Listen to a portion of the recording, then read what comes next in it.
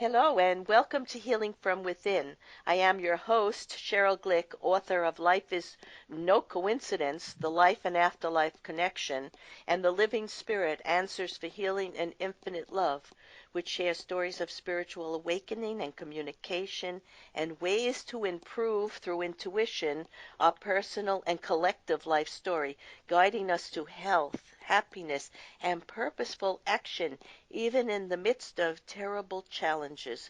I am most delighted today to welcome Jack Hersch, author of Death March Escape, a tale of survival of body and spirit in a time of the Holocaust, not that long ago during the Second World War, when insanity and terror ruled the world and death was everywhere.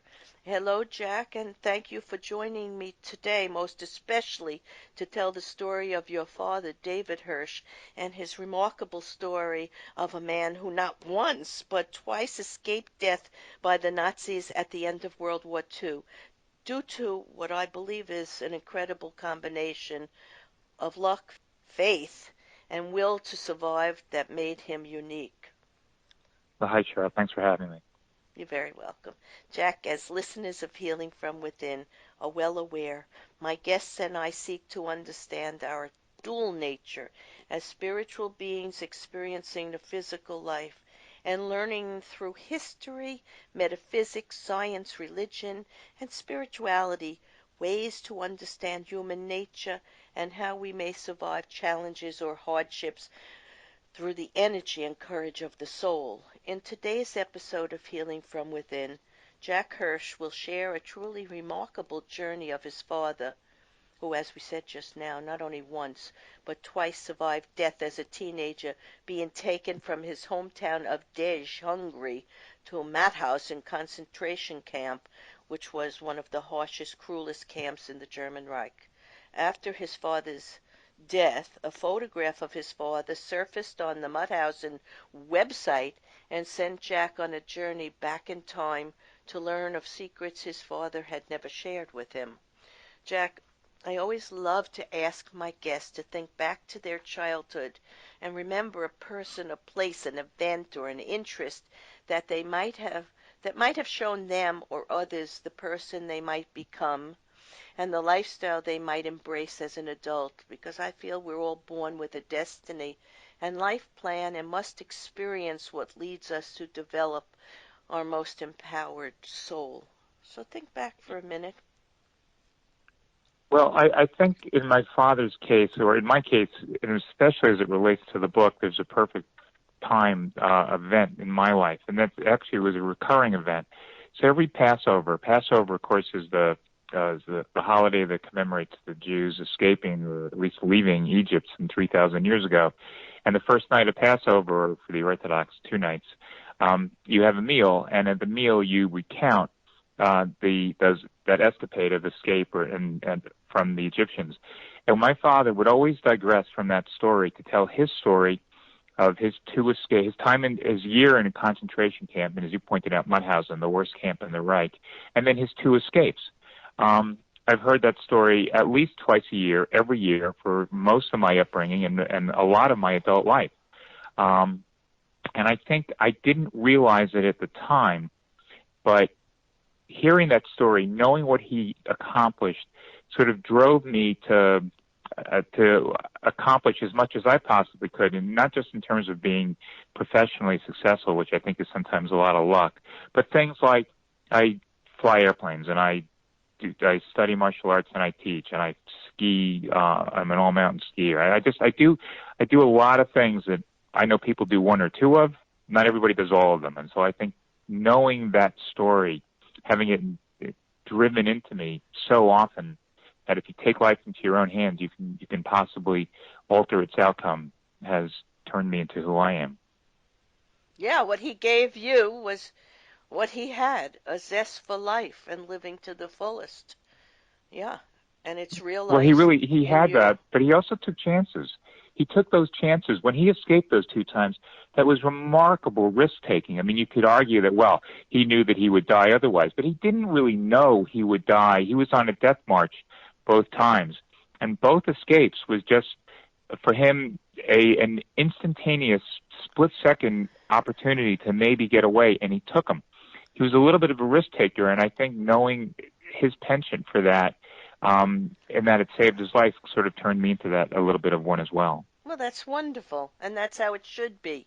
We shouldn't have the fears. We should have always the hope that we don't walk this life alone. I believe, as a medium and an intuitive, that we have a great deal of help from spirit, and we have a destiny and a life path, and they help us at different points. Some of us are aware of it, some of us are not aware of it, but it doesn't really matter. It's something that will help us go beyond procrastination and fear to find joy and happiness and love, because there's only two emotions in the world, really: fear or love.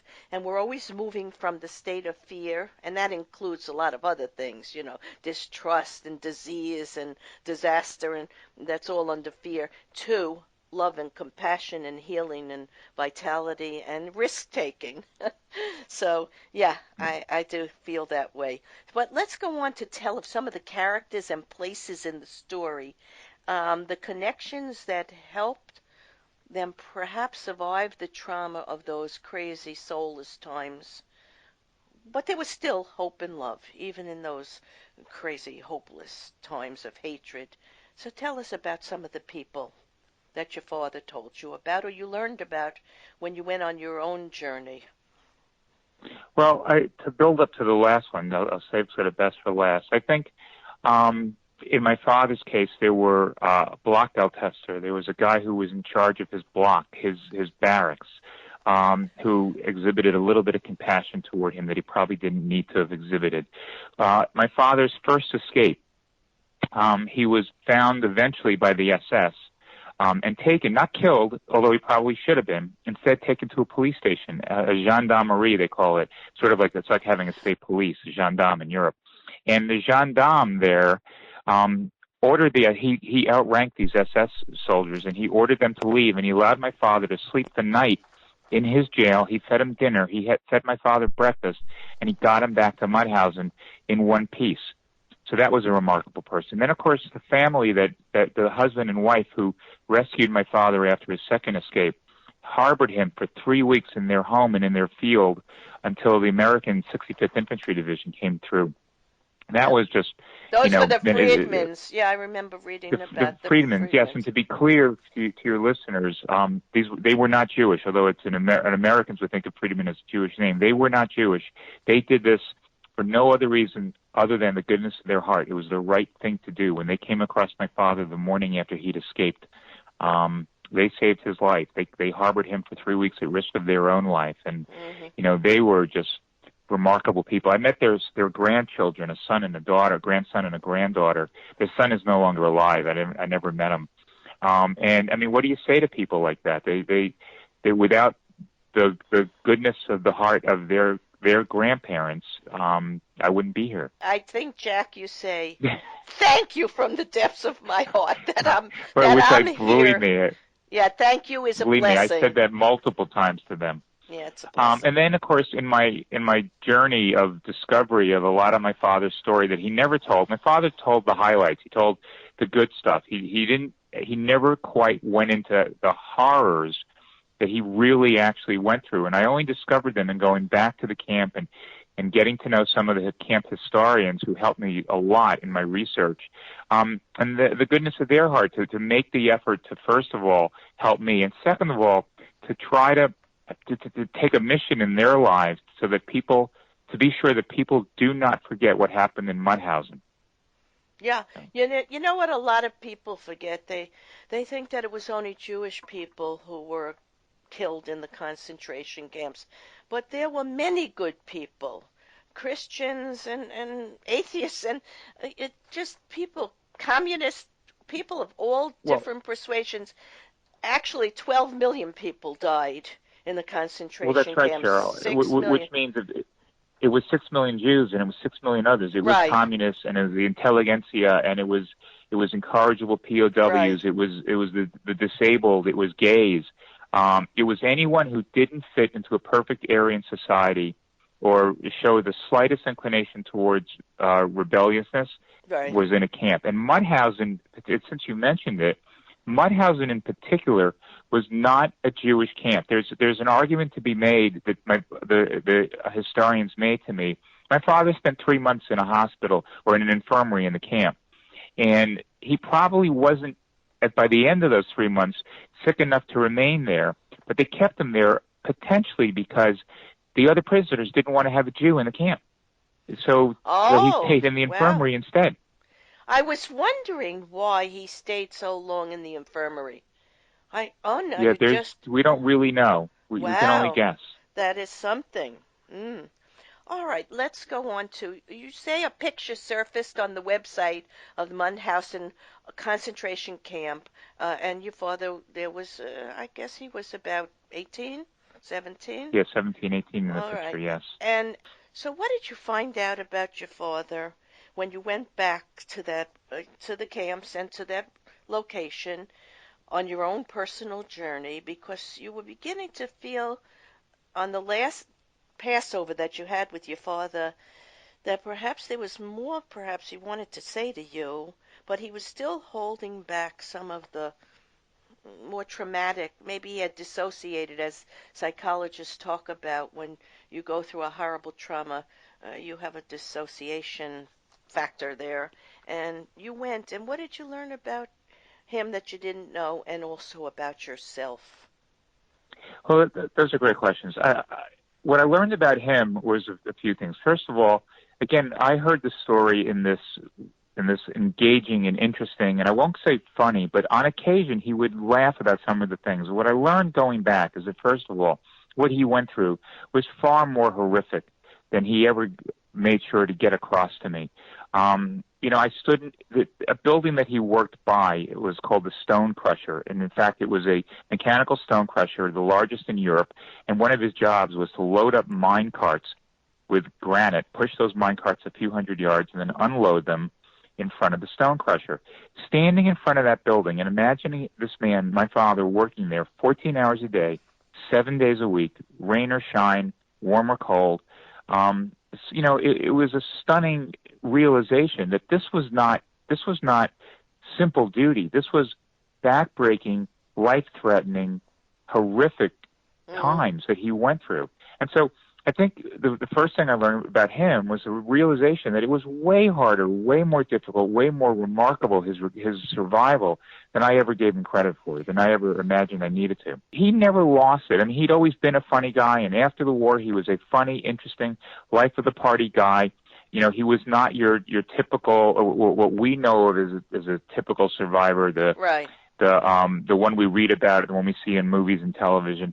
You would never know. And even if he told you the story, he'd be telling you the story, and you'd say, well, really? I mean, you don't fit the mold. But he didn't fit the mold of what people thought survivors looked like. He was as ordinary of a guy as you could imagine, as interesting and funny of a guy as you can imagine. And that's how he Well, got through life. I think that part of his personality was very helpful. You also state in the book that he was handsome. He looks actually on the face of the cover of the book, he looks like an actor from that time. I can't remember the name, but he looks like an No, actor. that was him. Yeah, so he was handsome, he was funny, he was a hard worker, and he had a will, a spirit, and a strength to live. And I will tell you personally, I feel he was supposed to live because we all have a plan and destiny, and it's not only luck, it's a lot of things that go into what he survived. Well, I think you two things. You make your own luck, but as the historians, as you read, the historians of the camp, none of whom were Jewish, turned to me early in my experience with them and my research with them, and said to me, your father was the recipient of 6 miracles. They That's were it. convinced of it, and they ticked them off for me. They had in their minds 6 separate times that they could identify that and a higher power interceded to make sure he survived. That's what I'm very Yeah. much trying to say here. Now, even when his mother, when they came into the camp and they separated the men from the women, and she was on a line, and he looked at her and he sort of sensed he wasn't going to see her again. She had Yeah. told him that he would go on a train one day, first class. It was a Yes. Yes. prophecy. It was a It vision really. she had and a hope for him, and he held on to that. And I know, as a medium, as an intuitive, I know she gave him a great gift, and he fulfilled that gift and his destiny. Yeah, I think it's Yes. wonderful. Yeah. Yes. That struck you obviously in reading it. Yes. Yes, it did. Yes, it certainly did. Now, we are living in modern times, the age of social media and iPhones, computers, and of course advanced technology, yet there seems to be a return or inflammation of anti-Semitism, or perhaps it never really changes. I don't like to think that, but what would you say we might try to do to help people curb hatred, religious or racial prejudice, and begin to heal the world once again? Well, I think we have to realize That's a big we're all the question. same. Yeah, that's Yeah, a yes, it is. But I think there's a simple answer. I think we are all the same person. The color of our skin is not relevant. The color, the religious star that we are born under is not relevant. We're all the same. We all have the same needs and loves and desires and mm, fears. And I think, I've gone back to the concentration camp a number of times. I've met many, many people who lived in the area, some who were living there as residents of nearby areas during the war, most though of whose parents were there, but they were not. And, to a man and a woman, when I meet these people, I can sense that they just don't understand how we could have looked at another human being and said, you're not as worthy. And again, in my family's case, it was because we were Jewish. In other families' cases, it's because they or one of them were communists, or they were gay, or mm-hmm. perhaps because they were black. Because I actually don't know what the Germans did in that case. But regardless, we're the same. The lesson has to be no one's different from anybody else. And no one should treat anybody differently than they treat anybody else. It's the lesson from Hillel. What do we learn from the? If you could tell us what I would learn from the Bible by standing on one foot. Well, treat others as you would want yourself treated. Absolutely, yeah. The golden rule. The golden rule. And we are Yes, energetically, spiritually, soul-wise, all of the same light. So in our humanity, we are all of that soul energy. So yes, we have physical differences or religious differences or intellectual interests and needs, but you're right. We all want to love and be loved. We all want to think that there is a God or a spirit or a creative force that has put us on this earth to find something beautiful through nature and through interactions with people. And that makes us part of the human family. And that's true. But I was thinking of something else also. Maybe learning that the Nazis didn't coin the term, which was in your book, concentration camp. It originated in the late 1800s, referring to refugee camps in which people were concentrated during Spain's 10-year war. And we had, during World War II, we had the Japanese in camps here in California. And all these camps were overcrowded and unhealthy places, and they were used for slave labor. So wherever it is, however it is, in Syria they've had that, and in Somalia and all kinds of places this has been done. And also think back of the slaves being packed into the old-fashioned ships brought from Africa to many places in the world, right? So this has right. You're 100% right. gone on and on. And so as we are evolving, and we are in a spiritual evolution, and the world is in an awakening process right now, this is what's going to eventually help people start to realize they can't even say these things. They can't even think these things. They can't even be part of this type of feeling of hatred because it just won't be accepted anymore. Too many of us are awakening and feel the pain of it and are going to try to help them find their own way eventually. We can't change anyone, but we can set a good example we can do what's right, and in that way, hopefully, they will eventually also learn what's right for them. So, I know when you made the journey back to the place of so much suffering, you really figured out pretty much what went on with your father. And what have you learned about yourself as a result of that?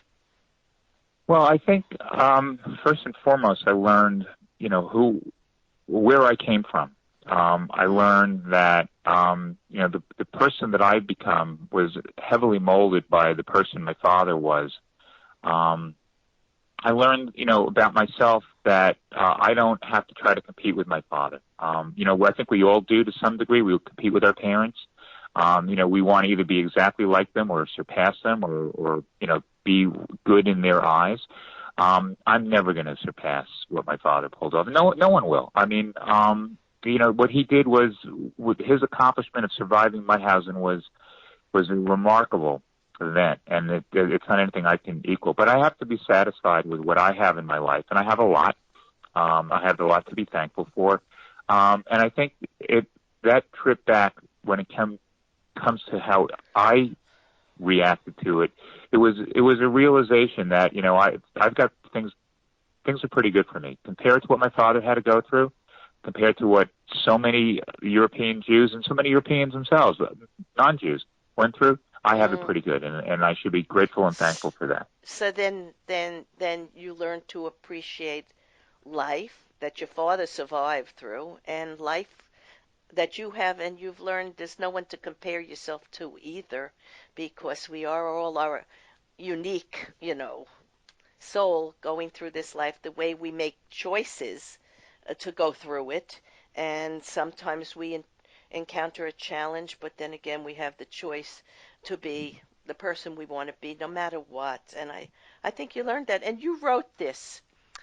I studied the field called Revere at the Mauthausen, built by Russian prisoners after Hitler and Stalin were no longer working together, which they then called Sanitätslager, or the sanitary camp, which was used for very sick prisoners. I studied the field more closely. My father had been somewhere on that turf for 3 months. Though it is now barren, I easily picture row after row of German field gray barracks filling the field when Dad was, I don't know how you pronounce this, KZLER. A Kitzetler. Okay, Settler there. This is why I have come. This is what I want to see. Places where my father existed, places where he persevered, places where he beat the odds. I think about how thousands of lives were stolen here to produce the granite facades and roadbed of Hitler's Germany. I tell Angelica, my guide, that I cannot imagine facing this sinister mass every morning for years, as some of these prisoners did. I have the unmistaken impression that I am experiencing the same feeling he felt during his first days in the camps, when he lost track of time and dissociated from the environment, severing himself from the reality to cope with the extremes we were seeing and feeling. And I felt that reading your book. I felt it very Mm. deeply, and I think people who read your book will understand what a struggle it was to be in a time to see people, treat people this way, and we that will be part of the healing and understanding that we can't do this anymore. There's no room for it in a modern day civilized world. But what I was going to say is that, apropos what we're talking about, when I decided to write the book, it was because of an interesting event that I had experienced. I had a business dinner, and every once in a while in business dinners, my father's story would come up. I can't even begin to tell you why. We'd be talking about the war, or we'd be talking about something, and I would mention what my father went through. And this one particular dinner in the end of 2015, I get a phone call the next morning. It was one of the guys at dinner. He says to me, "I'm from Louisville, Kentucky," he says. "I've never met a survivor. I've never met anyone that I've known to be related to a survivor, and I've never heard of a story like that in my life. And the story? has overnight changed my life. Nothing will ever appear difficult to me again because I now know what your father went through and survived, and it changed my perspective on my life. And I thought, well, if that's true of him, that's got to be true of thousands of people, millions of people. I need to put the story on paper, and so I did. Yes, and that's what we want readers to take away with them after reading your book. But you had something that I want readers to take away with them after reading the book. You saw written on the memorial, the eastern wall, which contains 10 plaques. They're all identical except for the language. And the English plaque was all in capital letters and without punctuation. And it reads, "Within these walls, on the actual site where it was built under the Nazi regime, remains the crematory of Gusen I and Gusen II, Mauthausen." And from 1940 to 1945, more than 37,000 patriots of all nationalities were incinerated there after having known the most cruel physical and moral suffering. They died for the independence of their countries, for liberty, for the salvation of man. May the memory of their sacrifice forever remain in the thoughts of the living. And I think even though the words may be a little inadequate to you and not enough to memorialize all that went on there, it still is the best way to memorialize concentration camps, because we've got to remember and honor those who were murdered, and leave these camps there for people to continue to know. Just like Twin Towers once stood, you wrote this, and is hallowed ground and never to be built upon, so no one forgets. So I think perhaps that's what you might. I certainly want people to remember that. So I want to thank you, Jack J. Hersch, author of Death March Escape, for sharing the authentic story of your father's spiritually guided survival of the Holocaust and the descriptions of the death camps, Auschwitz, Birkenau, as well as Mauthausen, where he finally made the death march at the end of the war, when the Germans knew the Allies would soon be there, and miraculously and spiritually guided, I believe, he escaped and was taken in by a family who hid him. To learn more about this infamous time where humanity and sanity were lost and people descended into madness and sorrow, read this book and purchase it at Amazon.com. In summarizing today's episode of Healing from Within, with a discussion with Jack, the son of a Holocaust survivor, David Hersch, who carried the partial hurt and pain, knowing that many in his father's family and friends had not survived this war, but a war by a world out of control, who sought to eliminate those who they simply deemed unworthy to live due to either religious or cultural standards. We have learned how unconscionable it is to think that people can be so devoid of emotion and moral codes which could even entertain murderous ideas. But it happened. And right now, in this moment, there are anti-Semitic and anti-Christians here in America and in the world forces at work trying to reenact some of this hateful rhetoric.